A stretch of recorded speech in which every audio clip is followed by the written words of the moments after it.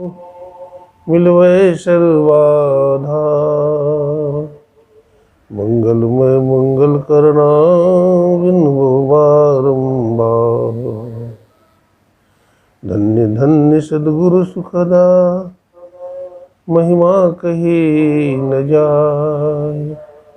जो कछु कहूँ तुमरे कृपा मोते कछु न बसाय। अब गुण मेरे बापू जी बख्शो गरीब निवाज। जो मैं पूत कपूत हूँ तबो पिता को लाज। बोलिए प्रेम से श्री सद्गुरु महाराज की जय। अव्यक्त रूप में अनंत श्री विभूषित परमाराध्य गुरुदेव के त्रैलोक पावन पाद पद्मों में कोटि कोटि नमन। गुरुदेव के मस्तिष्क स्वरूप ब्रह्मलीन पूज्यपाद महर्षि संत सभी प्रबंध जी महाराज महर्षि साई स्वामी जी महाराज के चरणों में कोटि नमन। वर्तमान आचार्य महर्षि हरिनंदन ब्रह्मन जी महाराज के चरणों में नमन। आदरणीय बीना माता जी, सत्संग प्रेमी सज्जनों, माताओं बहनों, सबको नमन है, सबको प्रणाम है। अभी आप लोगों ने ग्रंथ पाठ के माध्यम से सुन रहे थे। सुनी समझाएं जन मुदित मन, मज्जहि अति अनुराग। लह हिचार फल अछत तनु, साधु समाज पर्याग।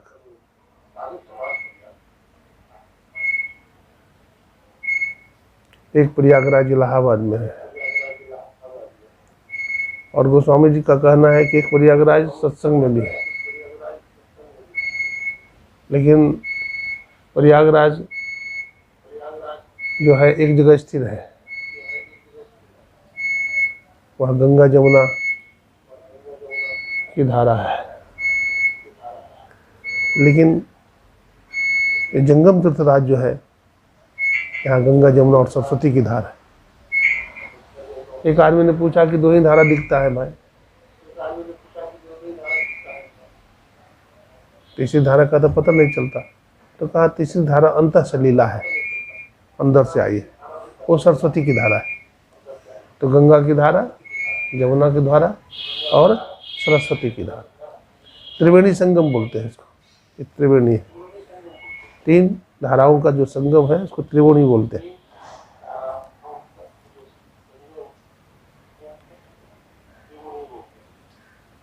गंग जमुना जहाँ सुर सरिधारा, सरसरि ब्रह्म विचार प्रचारा। विधि हरिहर कवि को विद्वानी, कहि साधु महिमा सकुचानी। तो स्वामी जी कहते हैं कि साधु की महिमा गाने में सब कुछ चाहते हैं, क्योंकि साधु की महिमा कपास की तरह पवित्र है, उज्जवल है, नीरस है। और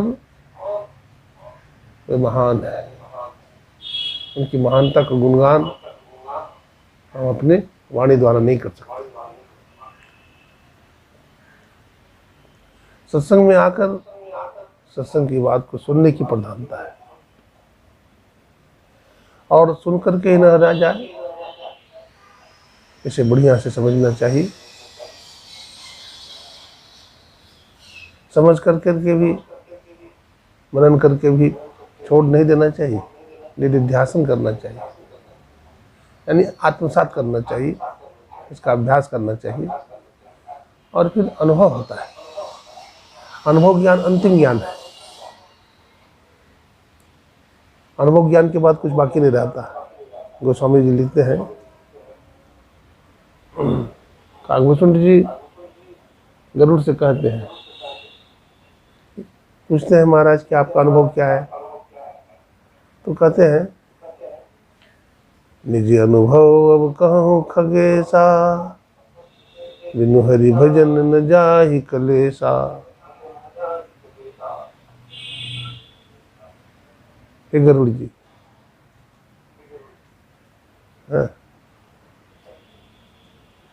मैं अपना अनुभव बताता हूँ कि बिना भगवान के भजन के जीवन के दुख दूर नहीं होते।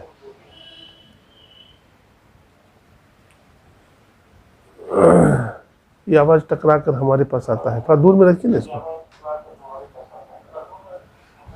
थोड़ा दूर में रखिए। उससे माता पार्वती पूछती है कि हे स्वामी, आप अपने जीवन का अनुभव बताइए। तो भगवान शिव क्या कहते हैं?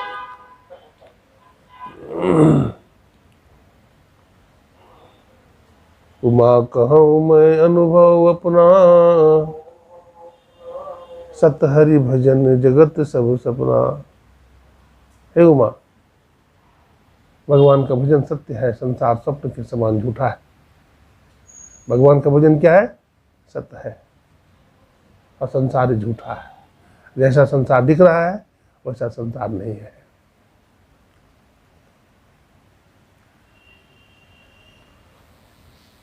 संसार किसे कहते हैं? जो सरकता है, जो बदलता है, जो स्थिर नहीं है, जो सुख दुख हम संसार में भोगते रहते हैं। सुख दुख बदलने वाला है, दिन रात होता है, सर्दी गर्मी बरसात होता है, लाभ हानि होती है, यही संसार है। और परमात्मा एक रस है, उसमें कोई बदलाव नहीं होता है।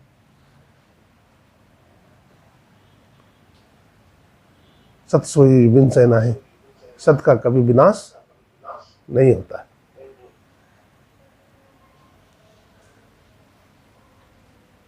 सत्संग की बड़ी महिमा है। सत्संग के प्रभाव से 60 से 60 व्यक्ति का भी सुधार हो जाता है। गोस्वामी जी कहते हैं, 60 सुधरहि सत्संगति पाई, पारस परसि। हमको बोलने को बनता नहीं है, वो आवाज उसको हटाते नहीं है, हमको बोलने बनता नहीं है।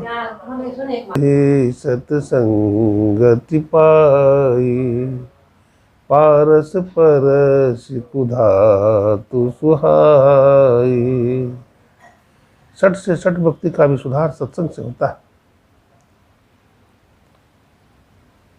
तात स्वर्ग अपवर्ग सुखा, धैर्य तुला एक अंग। अतुलनता ही सकल मिली, जो सुख लव सत्संग। हे भाई, स्वर्ग के सुख को एक पलड़ा पर रखा जाए और सत्संग के सुख को एक पलड़ा पर रखा जाए तो सत्संग का पलड़ा भारी हो जाता है। इसलिए सत्संग की बड़ी ही महिमा है।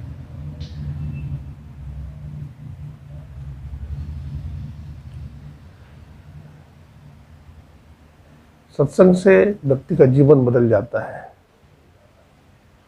सत्संग से कुसंग का नाश होता है। हंस बगुलों का संग करने के बाद भी हंस अपने स्वभाव को नहीं छोड़ता है।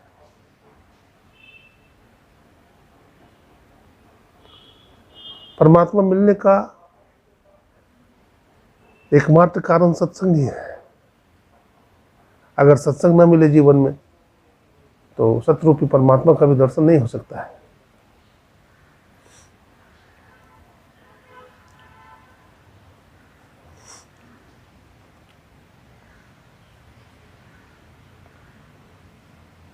सत्संग जीवन का आधार है। सत्संग से सुमति पैदा होता है, सुमति से ज्ञान होता है, विवेक जागता है, और विवेक जागने पर वैराग्य होता है। वैराग्य होने पर संसार से निर्मोही हो जाता है व्यक्ति। निर्मोही हो जाने के बाद साधना में गति हो जाती है। साधना में गति होने के बाद फिर वो ईश्वर में मिल जाता है। तीर्थ नहाए एक फल, संत मिले फल जार, सदगुरु मिले अनंत फल, कहत कबीर विचार। कबीर साहब ने कहा, कबीरा संगत साधु के, अरे और की व्याधि, संगत बुरी असाधु के, आठों पहर उपाध। तो साधु की संगति कैसे है? कहते हरे और की व्याध, औरों को व्याधि को हरने वाली है। असंगत बुरी असाधु के, आठों पहर उपाध। और असाधु की संगति दुख देने वाली है। इसलिए कहा, मज्जन फल देखिय तत्काला, काक होए पिकु बकऊ मराला।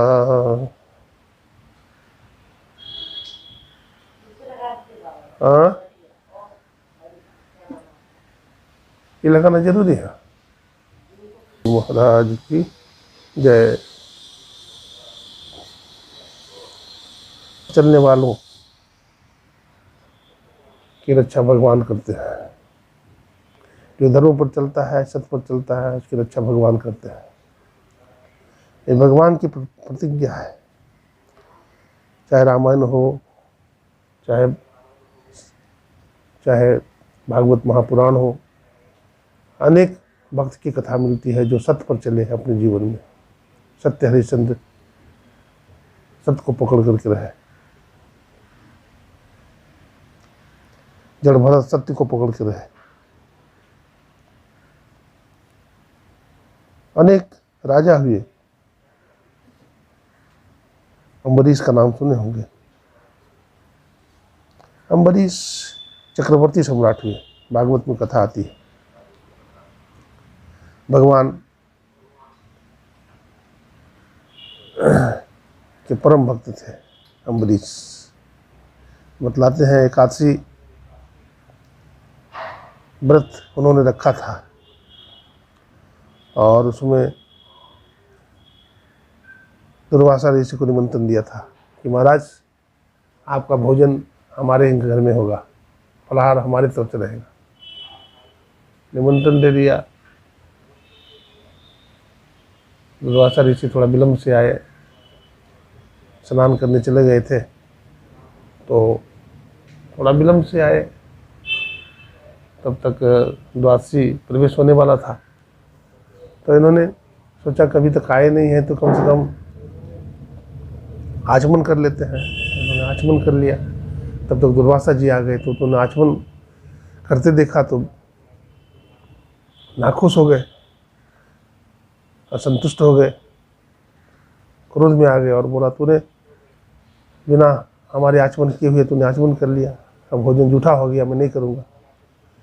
तो इस तरह से बहुत नाराज हुए और इन्होंने हाथ जोड़ करके प्रार्थना किया कि प्रभु द्वादशी आ जाने के कारण मैंने आचमन कर लिया, ये तो हमारे एकादशी का खंडन हो जाता।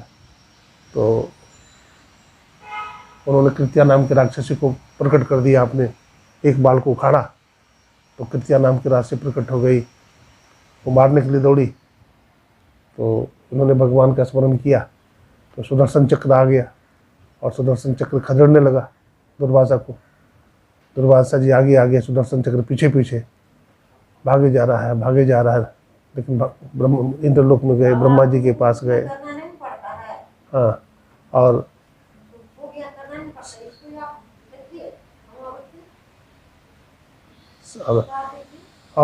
सबके पास गए और सबके पास जाकर के उन्होंने सहायता मांगी, लेकिन न ब्रह्मा जी, न विष्णु भगवान और न शंकर भगवान, किसी ने रक्षा नहीं किया।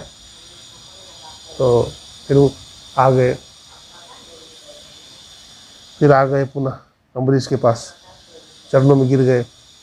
तो अम्बरीश ने सुदर्शन चक्र से प्रार्थना किया तो फिर वो शांत हो गया सुदर्शन चक्र। कहने का अभिप्राय है कि भगवान अपने भक्त की रक्षा करते हैं, है ना। भक्त का हम कुछ बिगाड़ेंगे तो भगवान भी छोड़ने वाले नहीं हैं। तो इस तरह से है हम अम्बरीश को देखते हैं। बहुत सारे राजा हुए, सगर राजा हुए, जिन्होंने गंगा जी को जो स्वर्गलोक में बहती है उसे मृत्युलोक में लाना चाहा, लेकिन सफल नहीं हो पाए। राजा भगीरथ हुए उन्हीं के वंश में, और राजा भगीरथ ने तपस्या करके, है ना,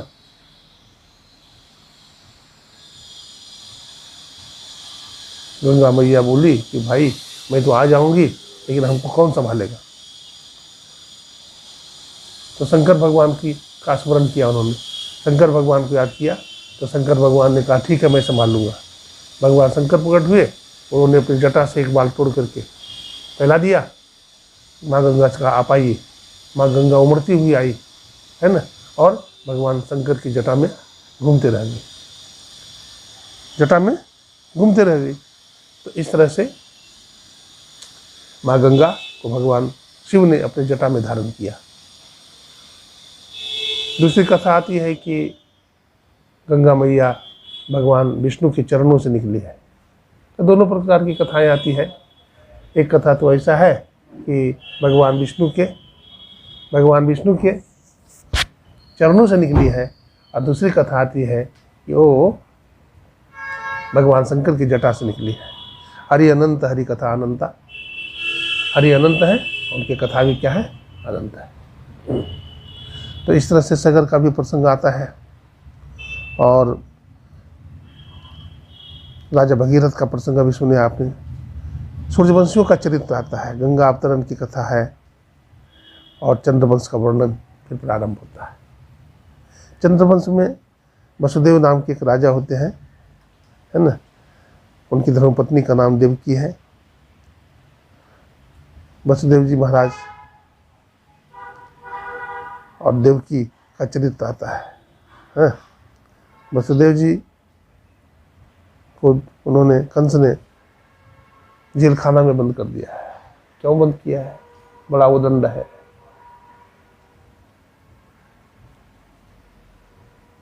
और राज्य करने की इच्छा से उन्होंने क्या किया, वसुदेव जी महाराज को जेल में बंद कर दिया, माता देवकी को भी साथ में बंद कर दिया। सेल जेल में बंद है। सेल जेल का मतलब होता है बहुत सकरा जेल, जहाँ पर केवल खड़ा रह सकते हैं, जहाँ पर आप बैठ नहीं सकते हैं, ऐसे जगह में रखा गया। तो बतलाते हैं कि अच्छा, वहाँ बैठ नहीं सकते? नहीं, खड़ा ही रहेंगे। कील लगा हुआ चारों तरफ से, काठी, जहाँ सा हिलिएगा तो काठी चुभ जाएगा शरीर में। ऐसे स्थानों में माता देवकी और वसुदेव जी महाराज को रखा गया। खाना पीना कुछ नहीं, जिंदा रखने के लिए थोड़ा सा कभी एक आध फल वगैरह दे दिया गया, बस, और कुछ नहीं। बहुत प्यास लगी तो थोड़ा पानी पीने के लिए दे दिया गया। तो बतलाते हैं कि बहुत कष्ट में है, लेकिन रोए रोए से भगवान का स्मरण कर रहे हैं, रोए रोए से भगवान का स्मरण कर रहे हैं। श्री कृष्ण गोविंद हरे मुरारे, हे नाथ नारायण वासुदेव। श्री कृष्ण गोविंद हरे मुरारे, हे नाथ नारायण वासुदेव। हे नाथ नारायण वासुदेव, हे नाथ नारायण वासुदेव। श्री कृष्ण गोविंद हरे मुरारे, हे नाथ नारायण वासुदेव।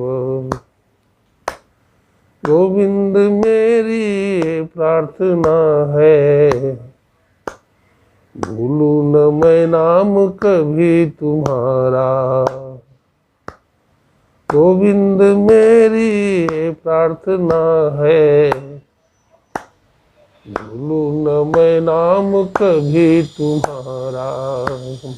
इस काम हो के मैं ये गीत गाओ, श्री कृष्ण दामोदर माधवेति।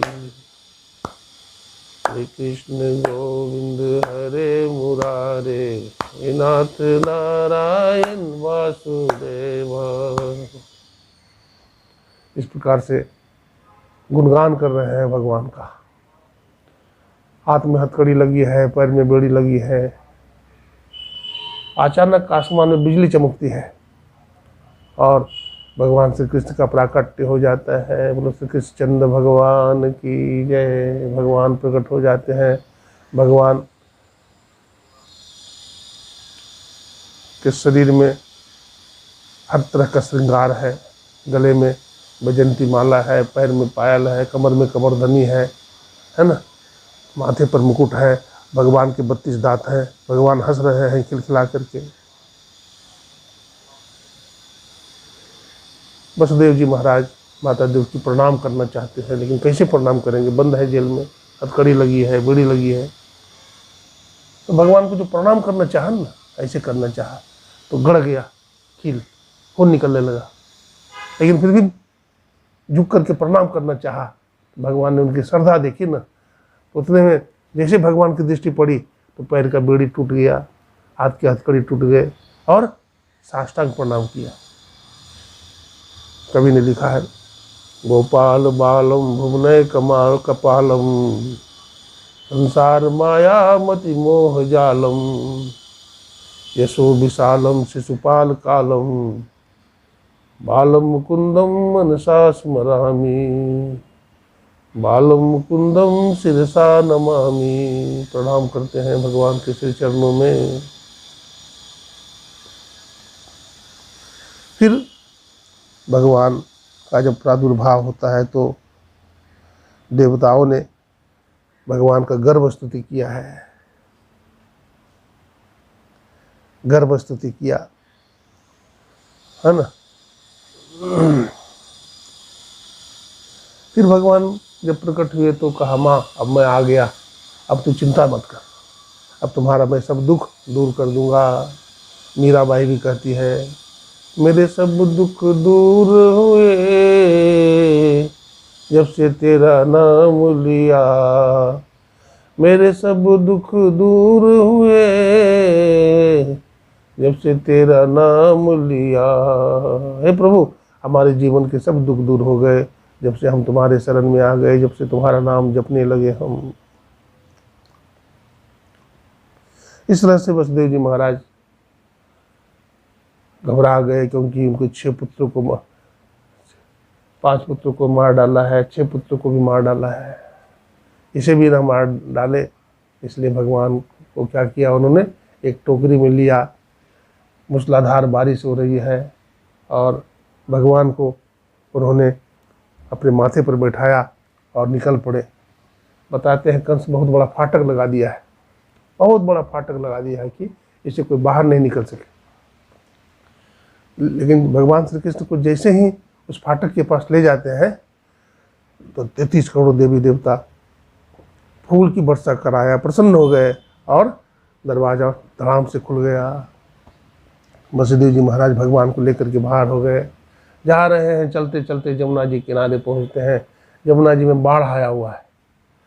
अब वसुदेव जी महाराज सोचते हैं कैसे पार करें, मैं डूब जाऊंगा तो कोई बात नहीं, लेकिन अगर कन्हैया डूब गया तो फिर बड़ा अनर्थ हो जाएगा। इसलिए उन्होंने क्या किया, उन्होंने धीरे धीरे साहस करके जल में पैर रखते गए, घुटने भर पानी में आया, ठेवने भर पानी में आए, कमर भर पानी में आए। डरने लगे कि अगर कहीं डूब जाएगा तो अनर्थ हो जाएगा। अरे उनकी आंखों में वात्सल्य का चश्मा है, वसुदेव जी की आंखों में, जो दुनिया को बचा लेता है, तैरा देता है, वो क्या डूबेगा। तो भगवान श्री कृष्ण समझ गए कि हमारे पिताजी डर गए हैं, तो उन्होंने अपने चरण को नीचे कर दिया। जमुना मैया तो भगवान का चरण स्पर्श करना चाहती है। जमुना मैया आई, अब भगवान का चरण रज लेकर के शांत हो गई। वसुदेव जी महाराज उस पार चले गए और वहाँ चले गए जहाँ नंद रानी ने योग माया पैदा की है।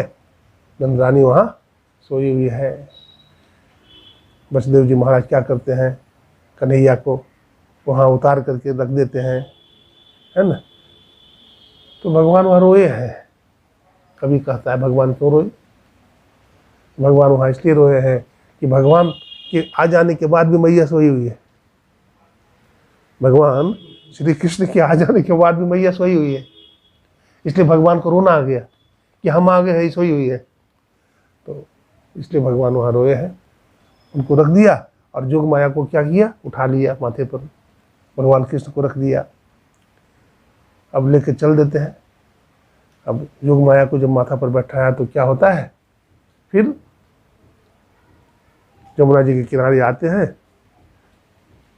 जमुना मैया में फिर बाढ़ आ गया, है ना। और फिर वहाँ से आगे बढ़ते हैं तो फिर रास्ते में जो पहरेदार थे, द्वारपाल थे, सब जग जाते हैं और हाथ में हथकड़ी लग जाती है और जेल में फिर बंद हो जाते हैं। कहने का मतलब क्या है, अगर भगवान को अपने माथे पर उठाते हैं तो संसार का हर बंधन कट जाता है। पहरेदार जो रक्षक था वो सो गया दारू पी करके भगवान की जोग माया से। वो फाटक जो लगाया था, फाटक खुल गया, हाथ की हथकड़ी खुल गई, पैर की बेड़ी खुल गए, जीवन के सब रोड़े साफ हो गए। लेकिन जैसे ही माया को बैठाया तो फिर सब बंधन लग गया, सब दुख आ गया। तो कबीर साहब ने भी कहा, गुरु को शिष्य पे राखिए, चलिए आज्ञा मान, कह कबीर वा दास को, तीन लोक भय ना, है ना। जो गुरु को, परमात्मा को अपने माथा पर बैठाता है तो उसको तीन लोक में भी भय नहीं है, तीन लोक में भी भय उसको नहीं होता है।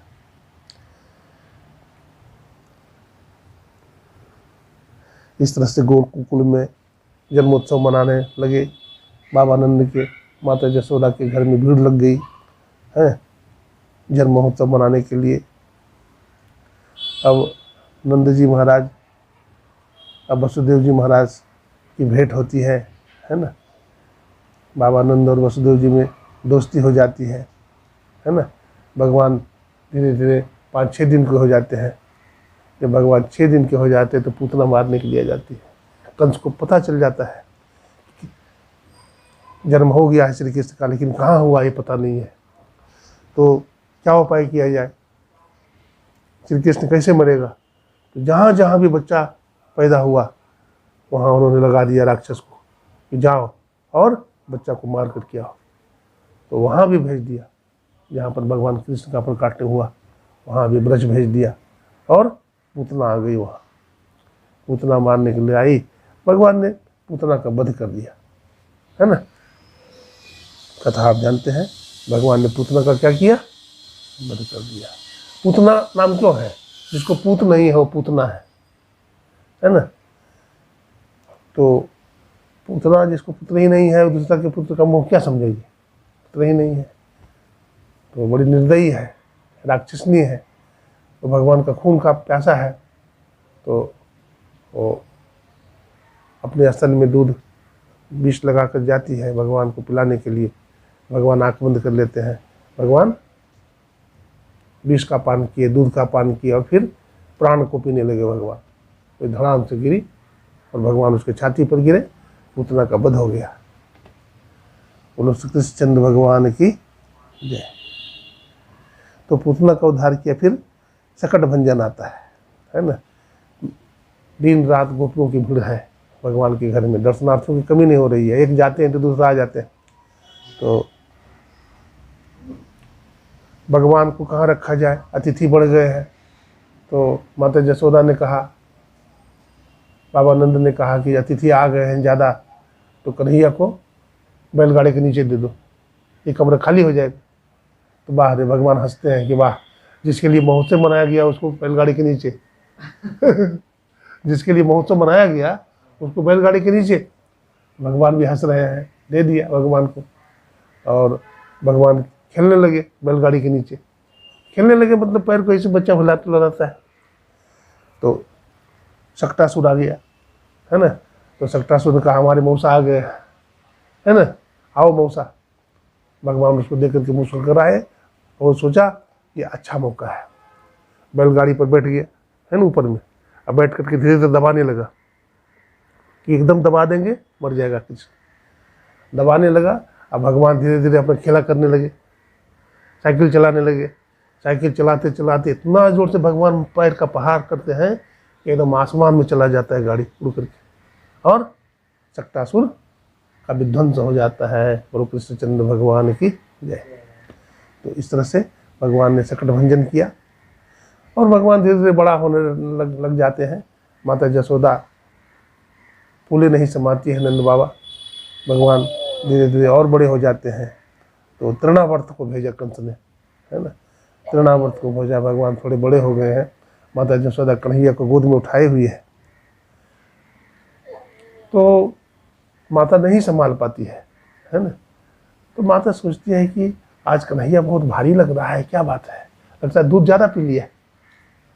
तो अब तृणावर्त आया तो सोच रहा है कि हम पकड़ें कैसे कन्हैया को। माता गोद में उठाई हुई है। तो भगवान ने जोग माया फैला दिया। भगवान ने भी देख लिया तृणावर्त को क्या गया है, तो भगवान ने भी अपने जोग माया फैला दिया। तो माता जी ने क्या किया, कन्हैया को नीचे धरती पर रख दिया और झाड़ू लगाने लगी। तब तक वो भगवान को लेकर के उड़ गया आसमान में। उड़ गया तो भगवान को लेकर के आसमान में उड़े जा रहा है, उड़े जा रहा है, उड़े जा रहा है। तो भगवान भी टुकुर टुकुर उसका मुंह देख रहे, कहाँ ले जा रहा है हमको। अब धीरे धीरे भगवान ने अपना वजन बढ़ा दिया, और जब भगवान ने अपना वजन बढ़ा दिया तो संभाल नहीं पाया, धीरे धीरे नीचे आने लगा। तो भगवान का मुंह देखे कि लगता है कि हम गलती से तो नहीं उठा लिए, कन्हैया को नहीं उठा करके लगता है कि कोई चट्टान, कोई पहाड़ को तो नहीं उठा लिए। तो टुकुर टुकुर मुंह देखता है भगवान का। भगवान को हंसी आ जाती है, भगवान दो मुक्का मारते मुंह पर। जो दुष्ट दुनिया वाले लोग पत्थर को भगवान मानते हैं, तो हम भगवान में पत्थर खोज रहा है, हम पत्थर हैं, हम पहाड़ हैं। दो मुक्का मारे, नीचे गिर गया और राम नाम सत हो गया उसका। इस तरह से भगवान ने तृणावर्त का भी उद्धार कर दिया। अब भगवान धीरे धीरे बड़े होने लगे तो बाबा नंद और माता जसोदा ने सोचा इसका नामकरण कर दें, है ना। तो नामकरण कहाँ है ना, गर्गाचार्य जी महाराज पुरोहित है, बड़े नामी हैं, लेकिन कंस के हैं, पुरोहित है। तो उनके पास जाते हैं प्रार्थना करने के लिए कि महाराज हमारा लाला है, इसका जो है नामकरण कर दीजिए आप, हैं, श्री कृष्ण बलराम का नामकरण कर दीजिए। तो कहते हैं देखिए मैं पुरोहित तो कंस का हूँ, कंस को पता नहीं लगना चाहिए, क्योंकि उसको पता लगेगा तो उनको दंड देगा। बोला कोई बात नहीं है, आप ऐसे गुप्त स्थान में करा दीजिए, नामकरण कर दीजिए। तो कहाँ ठीक होगा, तो कहा कि गौशाला में ठीक होगा, गौशाला में ही नामकरण संस्कार हो जाएगा। तो वही श्री कृष्ण बलराम को लाया गया है, माता रोहिणी और देवकी माता, है ना, दोनों आई साथ में, अपने बच्चा को लिए भी है। तो सबसे पहले उन्होंने, रोहिणी और जसोदा। हाँ जसोदा, तो रोहिणी का बेटा तो ये है बलराम जी, और माता देवकी का बेटा भगवान श्री कृष्ण है। तो सबसे पहले बलराम जी को नामकरण किया।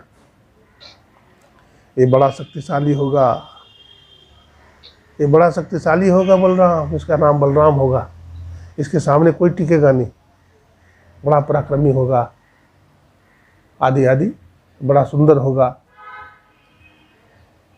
आदि आदि गुणों का वर्णन किया, बड़ा सत्यवादी होगा।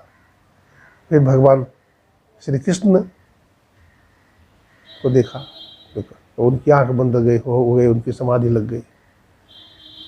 तो बोला अरे समाधि लग गई, कहीं मर तो नहीं गए, कहीं मर तो नहीं गए। बहुत देर के बाद उनको होश आया। बोला मैया ये तुम्हारा जो बेटा होगा इसका नाम श्री कृष्ण होगा, ये बड़ा पराक्रमी होगा, बड़ा शक्तिशाली होगा, ये इसमें सब प्रकार के गुण होंगे, ये शत्रु को पराजित करने वाला होगा और जीवों को मुक्त करने वाला होगा, दुनिया का कल्याण होगा इससे, आदि आदि अनेक गुण बताए। तो फिर उसका नाम श्री कृष्ण रखा गया और दूसरा भाई का नाम बलराम रखा गया। बोलो श्री कृष्ण चंद्र भगवान की जय, श्री कृष्ण बलराम की जय। इस तरह से भगवान धीरे धीरे बड़े होने लगे, अब बाल क्रीड़ाएं भी भगवान करने लगे। तो इस तरह से रामायण हो, चाहे महाभारत हो, चाहे श्रीमद् भागवत महापुराण हो, चाहे कोई भी सदग्रंथ हो, इसमें महापुरुष होते हैं। अब महापुरुष कैसे बनते हैं? सत्संग के प्रभाव से, है ना। अच्छा संग पा करके लोग अच्छे बन जाते हैं, और बुरे संग पा करके लोग बुरे बन जाते हैं। इसलिए सत्संग की बड़ी महिमा है। संत संग अपवर्ग कर, कामी भव कर पंथ, कहे ही संत कवि को विदा, श्रुति पुराण सदग्रंथ। संतों का रास्ता क्या है? तो कहते अपवर्ग करो। अपवर्ग का है यानी मोक्ष का है। कामी पुरुष का रास्ता संसार का रास्ता है। इसलिए हमें सत्संग करना चाहिए, कुसंग नहीं करना चाहिए। एक कहानी है कि एक पीपल का गाछ था। पीपल के गाछ पर एक बैठा हुआ था हंस। हंस बैठा हुआ था और नीचे शिकारी घूम रहा था। तो हंस के पास ही आकर बैठ गया कौआ, और कौआ आकर बैठ गया, और कौआ का स्वभाव है बीट करना। कौआ बीट कर दिया, पड़ गया उसके माथे पर। किसके माथे पर? शिकारी के माथे पर। उसको गुस्सा आ गया, उन्होंने बाण निकाला और बाण निकाल करके मारा। कौआ तो उड़ गया, अब बाण किसको लग गया? हंस को लग गया। हंस क्यों मारा गया?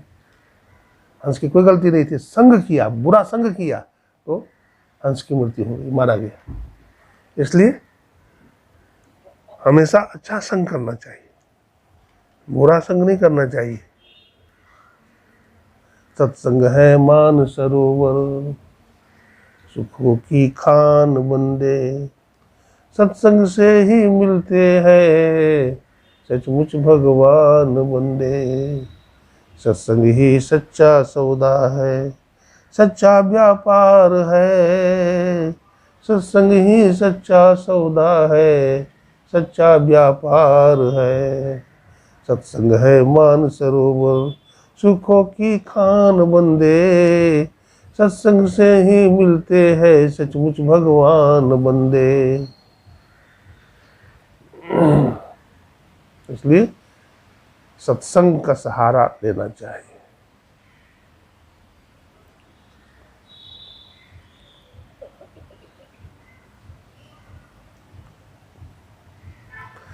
अनेकों कथाएं आती है,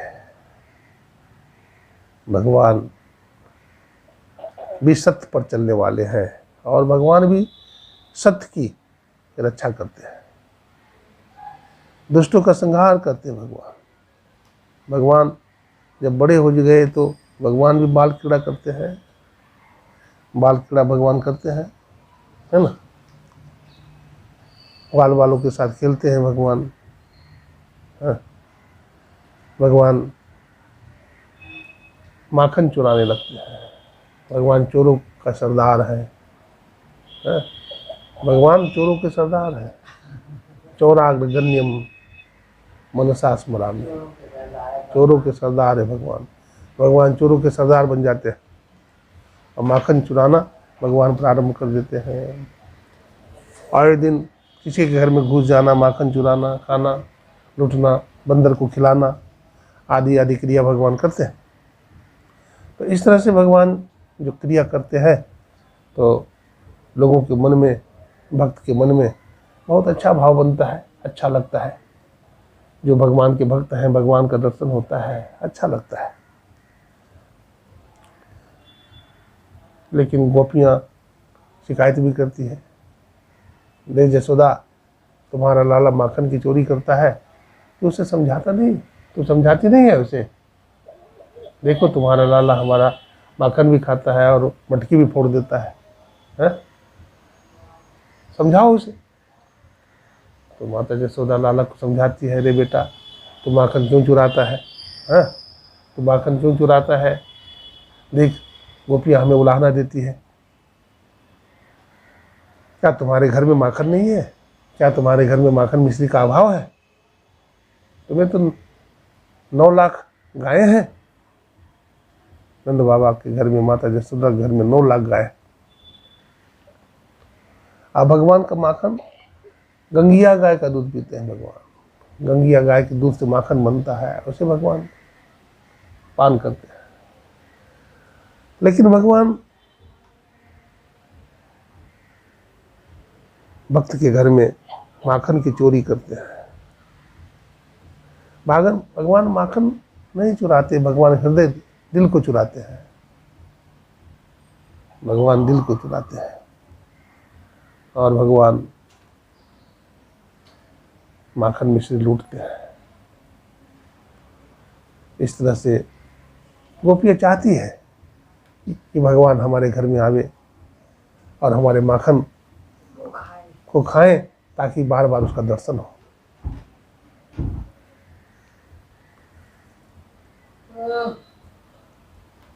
एक दिन की बात है, गोपियाँ कहती है, जसोदा देख तुम्हारा लाला नहीं मानता है, तुम्हारे समझाने पर भी नहीं मानता है, आज भी आया था।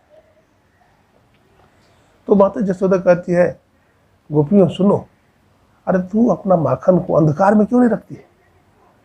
तू सामने में रखती है, इसलिए ढक करके रख, अंधकार में रख के दिखाई नहीं पड़े। तो गोपियाँ कहते हैं मैया कितना समझाऊं तुम्हें, तो बोली है अरे तुम्हारा कन्हैया जब आता है ना तो प्रकाश हो जाता है, अंधकार रहे तब तो उसको आते उजाला हो जाता है, कहाँ छिपावे हम, वो छिपता नहीं है। तो ऐसा कहीं होगा हमारे कन्हैया के आने पर उजाला हो जाता है? बोला हाँ उजाला हो जाता है। तो इस तरह से भगवान अनेक प्रकार की लीला करते हैं।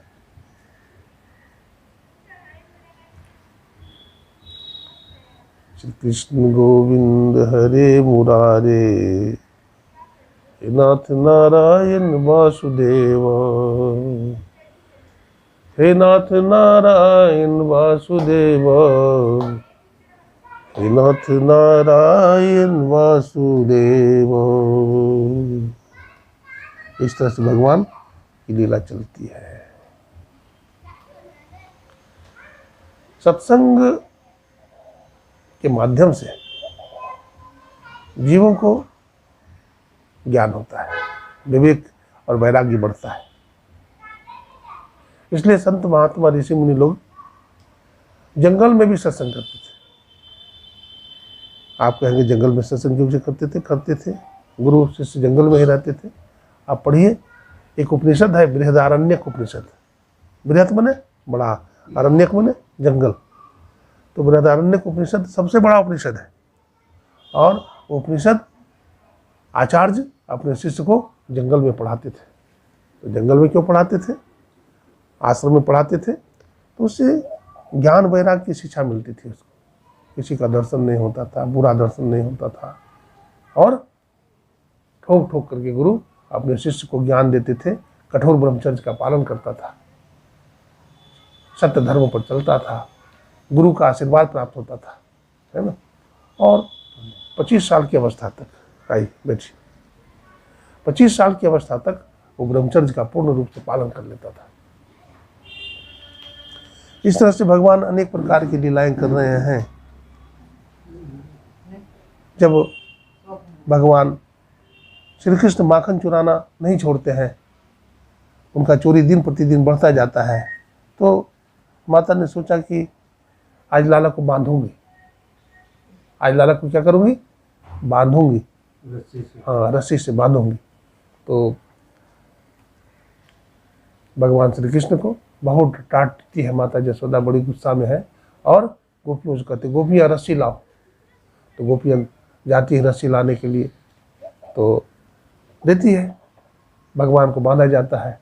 तो रस्सी 2 अंगुल छोटी पड़ जाती है। रस्सी पर रस्सी बांधा जा रहा है लेकिन 2 अंगुल ही छोटी पड़ती है।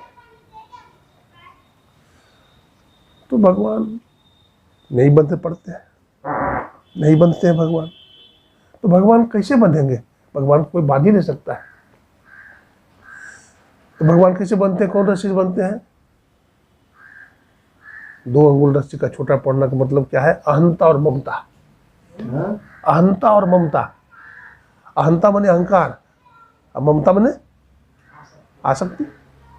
ये 2 जीव में विकार है, और इन दोनों विकारों में बंधे रहने के कारण जीव जन्म लेता है और जीव मरता है। तो रस्सी 2 अंगुली छोटी पड़ गई, क्यों? 3 अंगुल छोटी नहीं पड़ी, 4 अंगुल छोटी, 2 अंगुल छोटी पड़ती है। अरे रस्सियाँ है क्या? ये रस्सी जो है गोपियाँ हैं, भगवान श्री कृष्ण की धर्मपत्नियाँ हैं। कोई भी धर्मपत्नी अपना पति को बांध सकती है? नहीं बांध सकती, नहीं बांधेगी। अपना पति की प्रतिष्ठा ही धर्मपत्नी की अपनी प्रतिष्ठा होती है। इसलिए कोई भी नारी नहीं चाहेगी, कोई भी धर्मपत्नी नहीं चाहेगी कि हमारे पति को कोई बांधे बंधन में। जब नहीं बंधे, है ना, तो भगवान ने सोचा कि देखिए माता यशोदा हमको बांधना चाह रही है। भगवान कहते हैं गोपियाँ, माता यशोदा हमें बांधना चाहती है तो हमें बंध जाने दे। और भगवान बंध जाते हैं। भगवान को कौन बांध सकता है? प्रेम। माता यशोदा प्रेम स्वरूपा है ना। इसलिए एक वात्सल्य भक्ति है और एक मूल भक्ति है। वात्सल्य भक्ति है भगवान के प्रति। भगवान श्री कृष्ण माता यशोदा के बेटा है ना, तो वात्सल्य भक्ति है। प्रेम के बंधन मुरारी बंध गए, प्रेम के बंधन मुरारी बंध गए, जो भी दर पे आए थे वो भीतर गए, प्रेम के बंधन मुरारी बंध गए। तो प्रेम के बंधन में मुरारी बंध जाते हैं। भगवान कहते हैं, हे गोपियों, हमें संसार में कोई नहीं बांध सकता, हमें प्रेम बांध सकता है। प्रेम की डोरी में हम बन जाते हैं। भगवान वहाँ बन जाते हैं। माता यशोदा ने ओखल में बांध दिया भगवान की, है। अब भगवान वो अनेक बार बांधती है माता यशोदा। भगवान तो निर्बंध है, भगवान को बांध कौन सकता है। माता यशोदा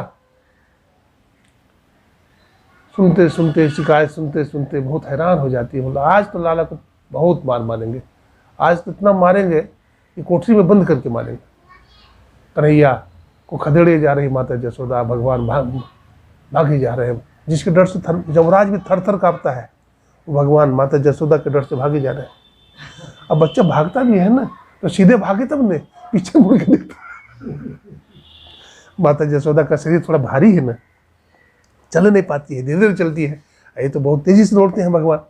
तो पीछे मुड़ करके देखते हैं कि मैया कहाँ तक आ गई है। अब मैया के हाथ में लाठी है, डंडा है, तो भगवान डर रहे हैं कि, तो जब माता यशोदा काफी थक जाती है ना, तो लाठी फेंक देती है, लाठी फेंक देती है। तो भगवान की चाल में कमी आ जाती है, भगवान की चाल में कमी आ जाती है। भगवान रुक जाते हैं, माता यशोदा पकड़ लेती है कि भगवान को दया आती है। यशोदा रूपी जीवात्मा है, यशोदा रूपी क्या है, जीव है, और श्री कृष्ण रूपी परमात्मा है। तो जीव को देख करके भगवान को दया आती है कि देखो हमारे पीछे ये दौड़ी जा रही है, हम पकड़ में नहीं आते तो बदनामी किसकी होगी, हमारी होगी। नहीं, कोई जीव हमारे पीछे भाग रहा है, हम पकड़ में नहीं आएंगे, बदनामी किसकी है, भगवान की तो ही नहीं है, भगवान की बदनामी होगी। इसलिए भगवान ठहर जाते हैं, माता यशोदा पकड़ लेती है।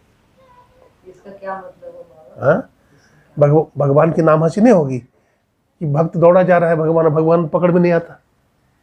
तो भगवान की बदनामी नहीं हो, भगवान प्रेम में बन जाते हैं और भगवान ठहर जाते हैं, माता यशोदा पकड़ लेती है। तो भगवान भागे क्यों जा रहे हैं, लाठी को देख करके, मैया मारेगी। मैया जो जमराज से भी नहीं डरता, वो मैया से डर रहा है। ये वात्सल्य प्रेम है, यशोदा वात्सल्य भक्ति है ना। और वो भगवान को पकड़ लेती है। लाला आज बहुत मारूंगी तुम्हें, तू मुझे बहुत उलाहना सुनाया गोपियों के माध्यम से, है ना। भगवान रो रहे हैं खूब, है ना, भगवान भी थर थर काँप रहे हैं, है ना। माता यशोदा हाथ पकड़ के घसीटी जा रही है और वही ओखल में बांध देती है गाछ के सहारे, और ओखल के सहारे में बांधती है। तो जो गाछ था ना, वो नलकुबेर था, हाँ, यमलार्जुन था। तो यमलार्जुन का उद्धार हो गया भगवान, है ना, धड़ाम से टूट करके गिर गया और दोनों मनुष्य के रूप में प्रकट हो गया यमलार्जुन, है ना। उसका 84 का बंधन भगवान ने क्या किया, छोड़ा दिया। तो भगवान का बहाना है ना, भगवान को तो करना कुछ और है, और किसी माध्यम से भगवान को करना होता है ना? इस तरह से भगवान अनेक प्रकार की लीला करते हैं। यमलार्जुन का भगवान उद्धार करते हैं, और गोकुल से वृंदावन पधारा जाता है। वहाँ भी राक्षस लोग का प्रकोप बढ़ जाता है, कंस बार बार राक्षस को भेजते रहता है। तो विचार होता है, नंद और वसुदेव विचार करते हैं कि कहाँ जाना चाहिए। तो विचार होता है कि नहीं, वनों में सबसे सुंदर वन वृंदावन है, इसलिए वृंदावन ही अच्छा होगा, वो प्रेम की नगरी है। तो वही भगवान को वृंदावन ले जाया जाता है। भगवान वृंदावन में वास करते हैं। और कट गया है भैया, कट गया जूम, कट लगा। महाराज की जय। तो इस तरह से कंस सोच रहा है क्या बात है, अभी तक मारा नहीं गया श्री कृष्ण, है ना। इतना लोगों को मैंने भेजा, पूतना को, सक्टासुर को, तृणावर्त को, लेकिन नहीं मारा गया। तो बकासुर को भेजा, तो बकासुर भी वहाँ गया भगवान को मारने के लिए। तो भगवान पर तेजी से झपटा बकासुर। तो भगवान ने क्या किया, उसके चोंच को पकड़ करके ऐसे फाड़ दिया। बकासुर का भी वध हो गया भगवान। फिर आगे जब बकासुर मारा गया तो फिर एक राक्षस को भेजा, अघासुर। ग्वाल वाले जंगल में गाय चराने गए थे, तो भोजन भी लेके जाते थे साथ में। तो दोपहर का समय हो रहा था, तो सबने सोचा भोजन करेंगे। तो कहाँ भोजन करेंगे, गाछ के नीचे, जहाँ ठंडी हवा चल रही हो, ऐसे जगह में जहाँ पानी की व्यवस्था हो। तो खोजते ग्वाल वाला भगवान से आगे निकल गया और वहाँ पर पहुँच गया जहाँ पर अघासुर नाम करके एक बहुत बड़ा सर्प रहता था, जो मुंह खोले हुए था। और उसका मुंह ऐसा लगता था इतना विशाल कि जैसे पहाड़ की गुफा है। वो मुंह खोले हुए था और धीरे धीरे ग्वाल वाले उसमें घुसते चले गए। और भगवान श्री कृष्ण पीछे से दौड़ते दौड़ते आ गए। लेकिन जब तक भगवान नहीं आए तब तक वो मुंह नहीं बंद कर रहा था, क्योंकि मारना भगवान को है। ये लोग तो निर्दोष है, इन लोग को तो मारना ही नहीं है। तो भगवान तेजी से दौड़ते हुए आ गए। तो वो लोग कहता है, मित्र देखो, ये बहुत ठंडा जगह है, बहुत ठंडा लग रहा है हम लोगों को, यहीं पर भोजन करेंगे हम लोग। बस भोजन करने के लिए बैठते ही हैं कि धीरे धीरे करके बकासुर अपना मुंह बंद करने लगा। और जब मुंह बंद कर लिया तो सबके प्राण रुकने लगे, सांस रुकने लगे। कन्हैया बचाओ, ये कन्हैया बचाओ, कन्हैया बचाओ। तो भगवान तो सब समझ ही गए। तो भगवान ने क्या किया, अपना सुदर्शन चक्र छोड़ दिया। सुदर्शन चक्र भगवान ने छोड़ा तो अघासुर का मुंह फट गया, पेट फट गया। और सब ग्वाल वालों को पहले बाहर निकाला, फिर भगवान भी बाहर निकल गए। इस तरह से अघासुर का भी भगवान ने वध कर दिया।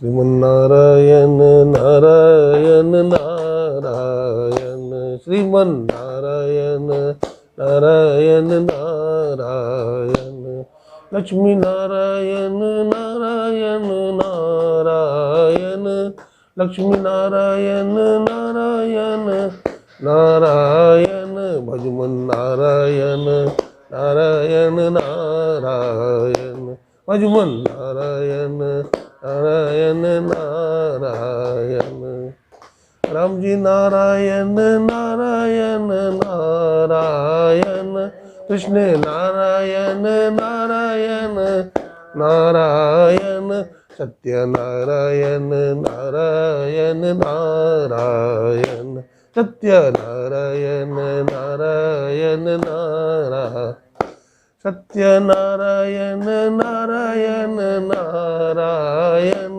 बद्री नारायण नारायण नारायण, बद्री नारायण नारायण नारायण, उद्धव नारायण नारायण नारायण, गोपी नारायण नारायण नारायण, गोपी नारायण नारायण,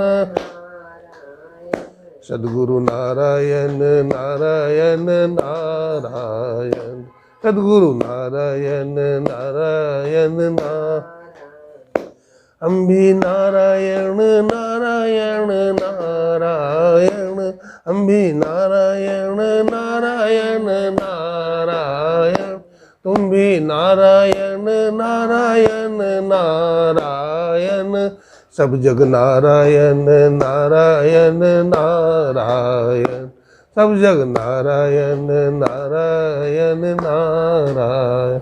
और लक्ष्मी नारायण भगवान की जय, उमापति महादेव की जय, राधा कृष्ण भगवान की जय, श्री सद्गुरुदेव भगवान की जय, जय जय श्री राधे श्याम।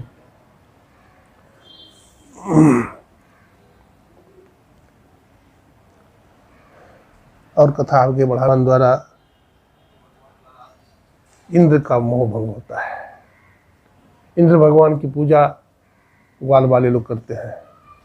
इंद्र भगवान की पूजा वर्षों से होती आ रही है, इस वर्ष भी होना है। तो बाबा नंद और माता जसोदा ने कहा कि कन्हैया, हम लोग इंद्र भगवान की पूजा हर साल करते, इस बार भी करेंगे। तो कन्हैया ने कहा नहीं, इंद्र भगवान की पूजा क्या करनी है? अरे यहाँ तो हमारे गौ माता है, गौ माता की पूजा करेंगे, है ना। और ये जो पहाड़ है, कौन पहाड़ है? गोवर्धन पर्वत है। ये गोवर्धन भगवान है, गोवर्धन की पूजा हम लोग करेंगे। गोवर्धन का बड़ा उपकार है, गौ माता का बड़ा उपकार है, साधु ब्राह्मण का भी बड़ा उपकार है, इसलिए उनकी पूजा हम करेंगे। इंद्र की पूजा करने से कोई लाभ नहीं। तो ग्वाल वालों ने कहा नहीं नहीं, हम लोग करते रहे हैं, इंद्र की पूजा नहीं करेंगे तो इंद्र नाराज हो जाएगा, वर्षा नहीं कराएगा। तो बोला नहीं नहीं, कुछ नहीं होगा। तो भगवान कृष्ण के चमत्कार देख चुका था सबने। तो बोला हाँ, कन्हैया जो कहता है वही सही है, जो कन्हैया कहेगा वही हम लोग करेंगे। तो कुछ लोग तो पक्ष में थे, कुछ लोग विपक्ष में भी थे। तो कन्हैया भी अड़े रहे। तो बाबा नंद और माता जसोदा मान गए कि ठीक है लाला, तुम्हारी बात तो मान रहे हैं, लेकिन आपत्ति आएगी, दुख आएगा, संकट आएगा तो संभालना पड़ेगा। बोला गोवर्धन जी महाराज जिनकी पूजा करे वो संभालेंगे। तो बोला चल पूजा करने के लिए। तो दिवाली के दिन, है ना, दिवाली के एक दिन के बाद गोवर्धन पूजा होता है। तो उसी दिन सब ग्वाल वाले गोपियाँ जो है मिष्ठान मेवा बना करके जो है वहाँ पर जाते हैं और गोवर्धन जी महाराज की विधिवत पूजा होती है ना। बतलाते हैं भगवान, चमत्कार करते हैं वहाँ। भगवान पूजा पूजक दोनों बन जाते हैं वहाँ। भगवान ही गोवर्धन जी पर जाकर बैठ जाते हैं और बोलने लगते हैं, आओ भक्तों, आओ भक्तों, और दो मुझे जो चढ़ाना है चढ़ाओ। सब चढ़ा रहे हैं भगवान, सब मिष्ठान खाए जा रहे हैं, पकवान खाए जा रहे हैं भगवान। अब बोल रहे हैं तो ग्वाल वाले सोचते हैं ऐसा भगवान तो हमें कभी नहीं मिला। इंद्र भगवान कितना दिन तक पूजा किया, लेकिन कभी बोला ही नहीं इंद्र भगवान हम लोगों से, कभी दर्शन भी नहीं किया। लेकिन ये तो ऐसा भगवान है कि बोल भी रहा है और खा भी रहा है। ये तो विलक्षण भगवान है, हम लोग भी धन्य हैं, भगवान भी गदगद है। हम लोग अब इसी की पूजा करेंगे।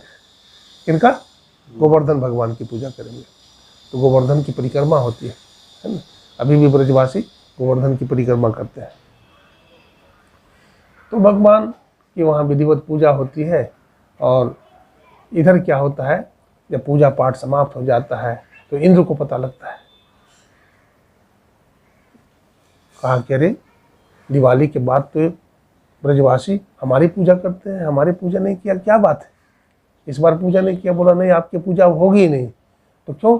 तो नंद का जो लाला है छोरा, वही मना किया है और आपकी पूजा बंद करवा दिया है और गोवर्धन जी की पूजा चालू करवा दिया। बोला अच्छा, इतना हिम्मत है उसकी। आदेश दे दिया बादलों को, मेघों को आदेश दिया, संवर्तक मेघ है, बोला एकदम पूरा ब्रज को डुबा दो, जलमग्न करा दो। अब इतना वर्षा होने लगी, हाहाकार, मूसलाधार बारिश, बड़ी बड़ी बूंदें, ओला भी गिरने लगा। सब भगवान श्री कृष्ण के शरण में आ गए। जब भगवान श्री कृष्ण के शरण में आया तो बोला हमारे शरण में आने से नहीं होगा, गोवर्धन जी महाराज के शरण में चलो। बोला तू भी चलो। तो भगवान श्री कृष्ण भी गए वहाँ और भगवान ने कहा कोई बात नहीं, डरने की कोई बात नहीं है। भगवान ने गोवर्धन पर्वत को कहा कि उठाते हैं, सब लाठी लगाओ। सब ने लाठी लगाया और गोवर्धन पर्वत को क्या किया, छाता बना लिया। सब पहाड़ के नीचे आ गए, गोवर्धन जी के नीचे। 7 दिन तक मूसलाधार बारिश होती रही। पूरा ब्रज जो है एकदम जलमग्न हो गया, पहाड़ है चारों तरफ। लेकिन भगवान की कृपा से ब्रज में धूल उड़ रहा है। ब्रज में क्या हो रहा है, धूल उड़ रहा है, एक बूंद पानी नहीं। अब 7 दिन की वर्षा में भी जब कुछ नहीं हुआ तो देखिए, जब उठाए हुए हैं ना तो कन्हैया तो उंगली लगाए हुए हैं और सब लोग लाठी लगाए हुए। तो ग्वाल वाले कहते हैं कन्हैया तू बहुत 7 दिनों से अपना हाथ नीचे नहीं किया है, तू थक गया होगा, तू छोटा है, हाथ नीचे कर ले। तो कन्हैया ने भी सोचा कि चलो हाथ नीचे करते हैं। तो जैसे उंगली तड़ा तड़ तड़ा तड़ तो लाठी टूटने लगा। बोला बचाओ बचाओ बचाओ, फिर कन्हैया ने उंगली लगा दिया। तो इस तरह से सब समझ गया, अरे कन्हैया तू लगता है सही में भगवान है, तू भगवान है, तुम्हारे बारे में यह जग जाहिर है, तूने इतने बड़े बड़े राक्षस को मार दिया, पूतना को मारा, अघासुर को मारा, बकासुर को मारा, प्रलंबासुर को मारा, तृणावर्त को मारा, इतने राक्षस को तूने मार दिया, और आज तूने गोवर्धन पर्वत को उठा लिया एक उंगली पर, इसका मतलब तू सही में भगवान है। तो कन्हैया बोला हम भगवान उगवान नहीं, हम भगवान उगवान कोई नहीं है। तो कैसे? बोला तुम लोगों ने पर्वत को उठाया है, कुछ माखन मिचरी हुई है, कुछ गोपियों ने किया सहाय, राधा जी की कृपा से गोवर्धन लिए उठाए। कहा देखो राधा जी की कृपा से गोवर्धन पर्वत उठा है, हम कुछ भी नहीं किए। तो भगवान ने भी शक्ति का मान दिया है न, भगवान ने भी हमारा घर में परिवार में हम भी अपनी धर्मपत्नी को मान दे। शक्ति है, जिस घर में नारी का अपमान होता है उस घर से लक्ष्मी भाग जाती है ना। नारी दया का रूप होता है ना। पुरुष भी कर्णधार होता है न। पुरुष भी अगर नहीं हो तो रोटी पानी राशन का इंतजाम कौन करेगा? करेगा न। और गृहिणी जो होती है माताएं, वो भी घर को संभालती है, पूरा घर को सजाती है। अगर वो भी नहीं हो तो दया का रूप है। तो दोनों का जब सम्मिश्रण होता है तो घर स्वर्ग बन जाता है, नहीं तो घर नरक बन जाता है ना? तो इस तरह से भगवान की लीला है। भगवान ने तो इंद्र जो 7 दिन वर्षा कराया, कुछ भी नहीं हुआ है ना, तो इंद्र देखने आया कि क्या बात है, ब्रज में एक बूंद पानी नहीं आया। तो उसका अहंकार चूर हो गया इंद्र का। तो भगवान श्री कृष्ण के चरणों में जाके गिर गया, बोला प्रभु हमसे गलती हो गई, मैं आपको नहीं पहचान पाया, है ना, आप तो साक्षात परमेश्वर है ना। तो इंद्र ने बहुत सारा स्तुति किया है भगवान का, बहुत सारा श्लोक बोल करके स्तुति किया है। हे प्रभु हम नीच हैं, हम तुच्छ हैं, हमसे अपराध हो गया, आप क्षमा करें, आप कृपालु हैं, दयालु हैं। इस तरह से भगवान ने इंद्र को क्षमा कर दिया है। इंद्र को भगवान ने क्षमा प्रदान किया। मानव का जीवन मंगलमय कैसे होता है, हमारे जीवन में मंगल कैसे आता है, हमारे जीवन में अमंगल कैसे दूर होता है? तो सत्संग से मंगल भवन मंगल हारी, उमा सहित जहि जपत पुरारी। अब प्रभु कृपा करो यही भांति, सब तज भजन करो दिन राति। श्री राम जय राम जय जय राम, श्री राम जय राम जय जय राम। बोलो श्री राम जय राम जय जय राम। अब प्रभु कृपा करो यही भांति, सब तज भजन करो दिन राति। सब तज भजन करो दिन राति। मंगल भवन अमंगल हारी, गबहु सुदशरथ अजीर बिहारी। देखिए भगवान प्रभु के पास जो चला जाता है ना, प्रभु की कृपा हो जाती है।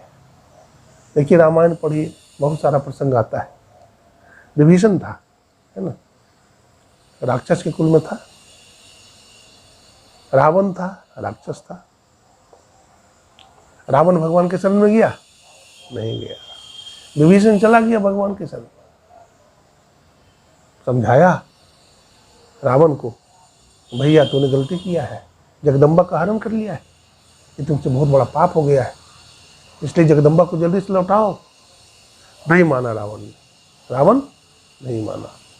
समझाने पर भी नहीं माना, लात मार दिया, तो चला गया भगवान राम के शरण में। कौन?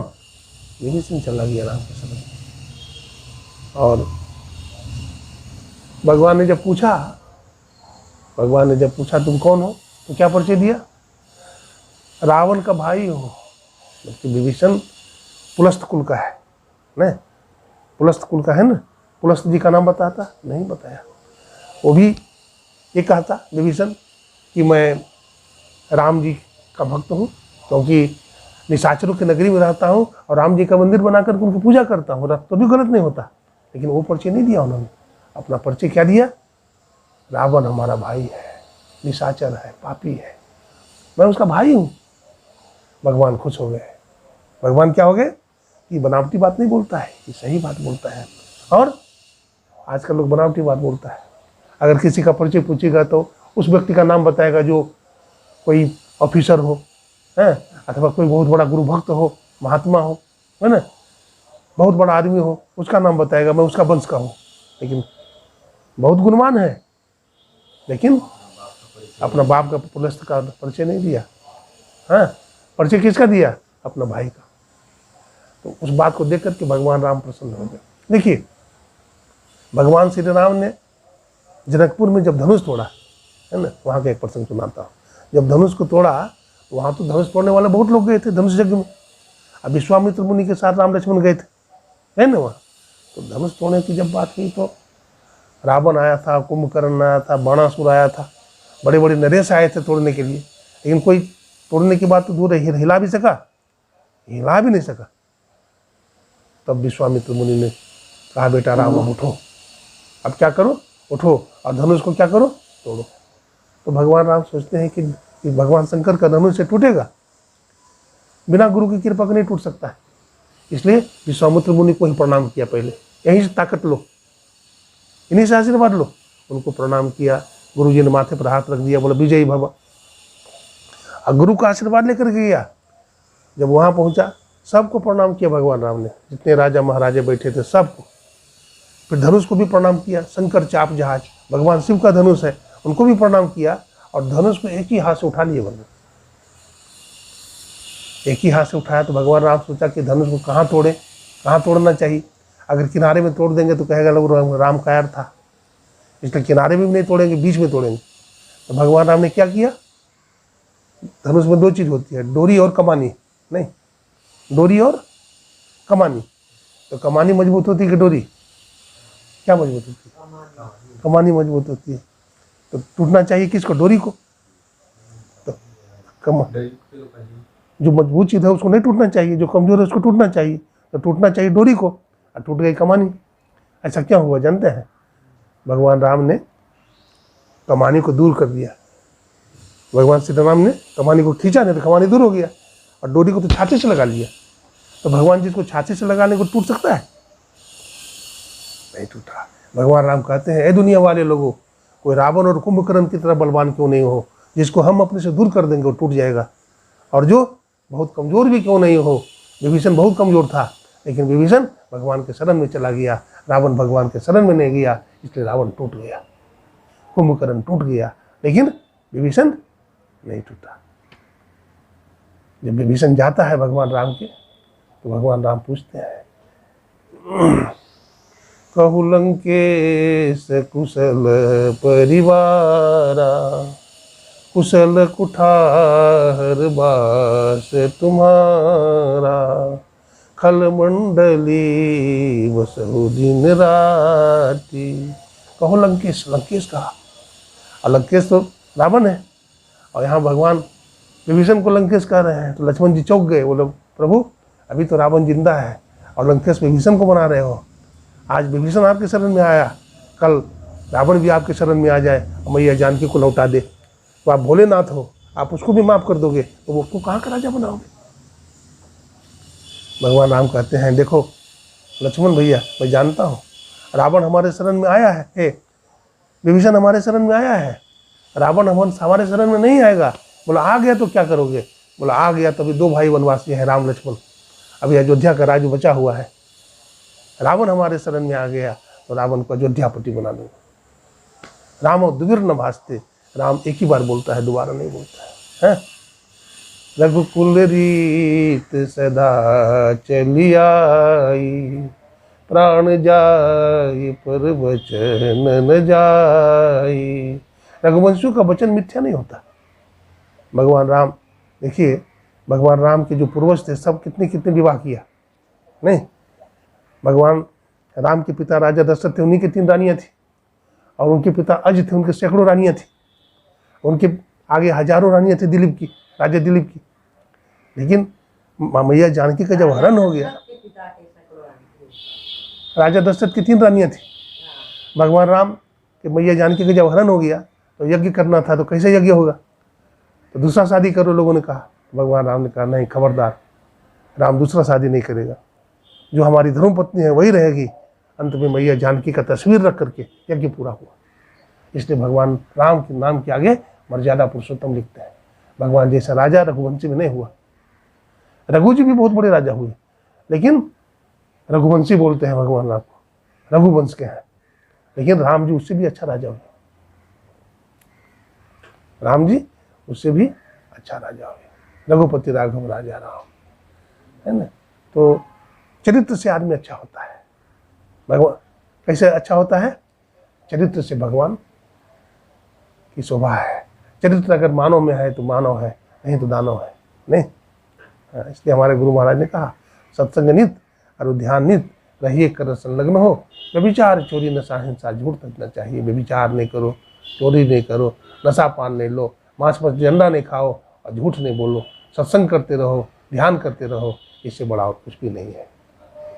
आज श्री किशन बाबू के यहाँ आए हैं सत्संग करने के लिए, बीना माता के घर में, और बहुत बढ़िया से सत्संग चल रहा है। इसी तरह से सत्संग सुनते रहिए, जीव का परम कल्याण हो जाता है। बोलिए प्रेम से श्री सद्गुरु महाराज की जय।